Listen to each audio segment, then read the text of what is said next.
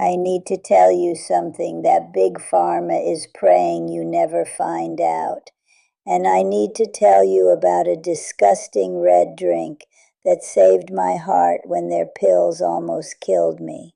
I'm Claire Baker. I'm 101 years old, and I haven't touched a blood pressure pill in over 33 years. 33 years. But before I tell you what that drink is, and I promise I will tell you, I need to tell you about the worst day of my life, because that's where this story really starts.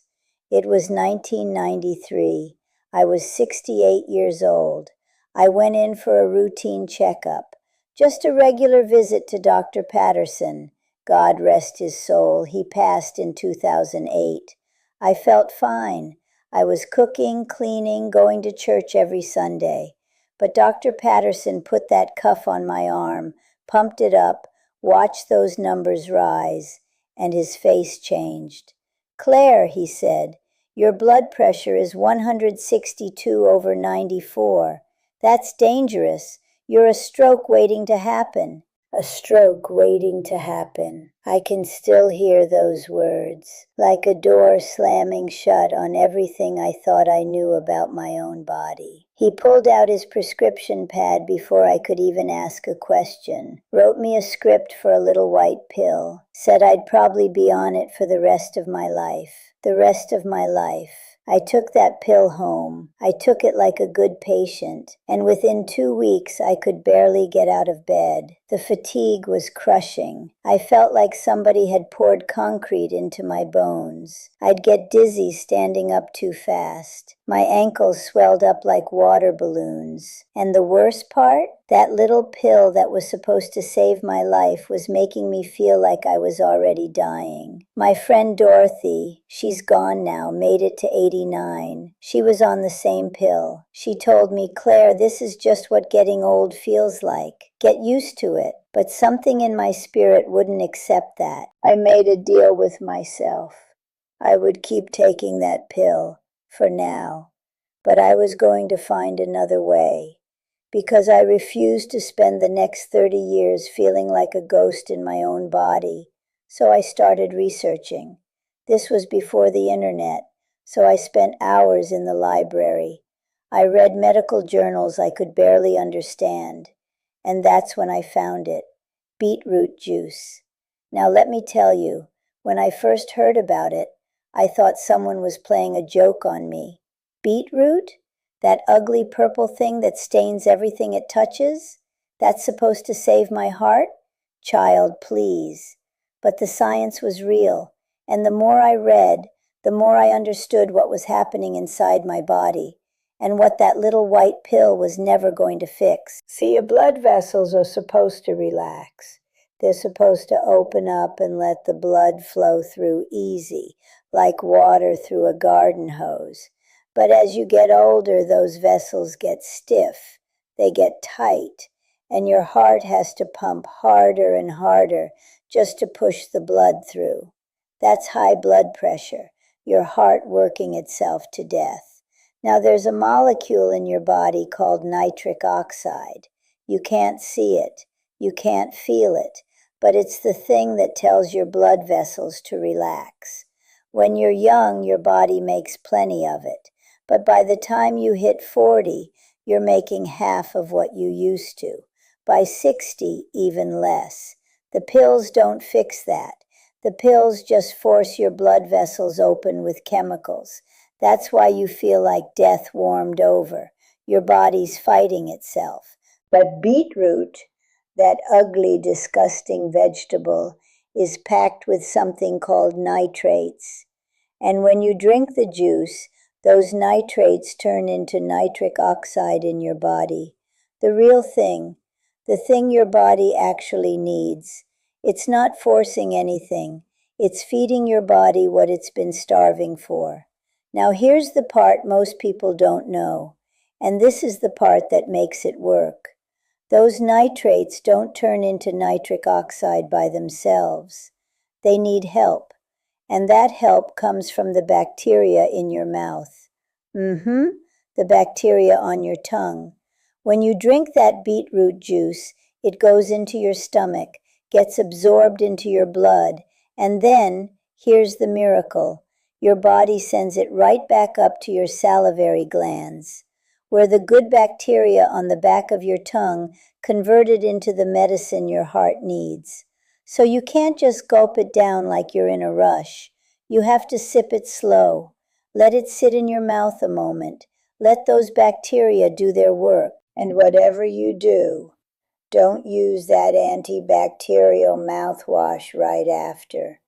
That mouthwash kills the very bacteria that make the beetroot work. Studies show it can completely block the blood pressure benefits. I threw my mouthwash away in 1993. Haven't bought another bottle since. So here's what I did. Every morning I made myself a glass of fresh beetroot juice. Sometimes I'd add a squeeze of lemon. Sometimes a little ginger for bite. I'd sip it slow, first thing in the morning before I brushed my teeth. I'd stand at my kitchen window, watch the sun come up, and drink my red medicine. For the first few weeks, nothing seemed different. I kept taking the pill, kept drinking the juice, kept waiting. Then, about 6 weeks in, something strange happened. I started feeling dizzy again, but not the bad kind of dizzy. Dr. Patterson checked my pressure, and his eyebrows went up. "Claire," he said, "your blood pressure is too low. We need to reduce your medication." Too low. That pill that was supposed to keep me alive forever? My body didn't need it anymore. He cut my dose in half. 3 months later, he cut it again, and by the end of 1993, I walked out of his office with no prescription at all. He told me he'd never seen anything like it. I told him, "Doctor, you need to tell your other patients about this." He said the medical board wouldn't allow it, said he could only prescribe what the pharmaceutical companies approved. That's when I understood something. The system isn't designed to heal you. It's designed to manage you. A healed patient doesn't pay for refills. I am 101 years old.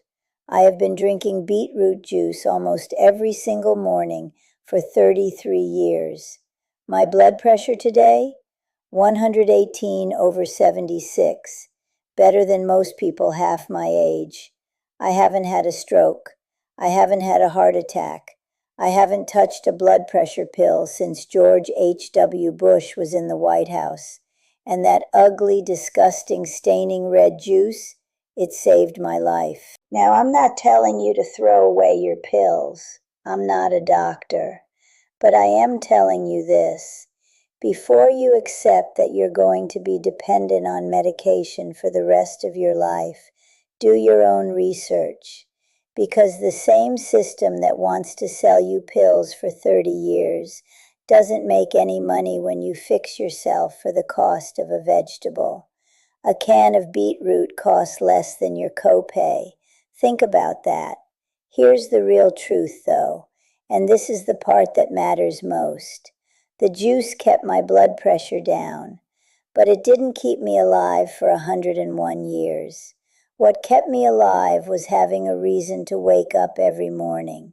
My church family, my grandchildren, knowing I still had something to give. You've got to feed your body, but you've got to feed your soul too. That means forgiving people, even when they don't deserve it, for your own heart, because bitterness will clog your arteries faster than any food. That means laughing, even when life is hard, especially then. That means staying useful.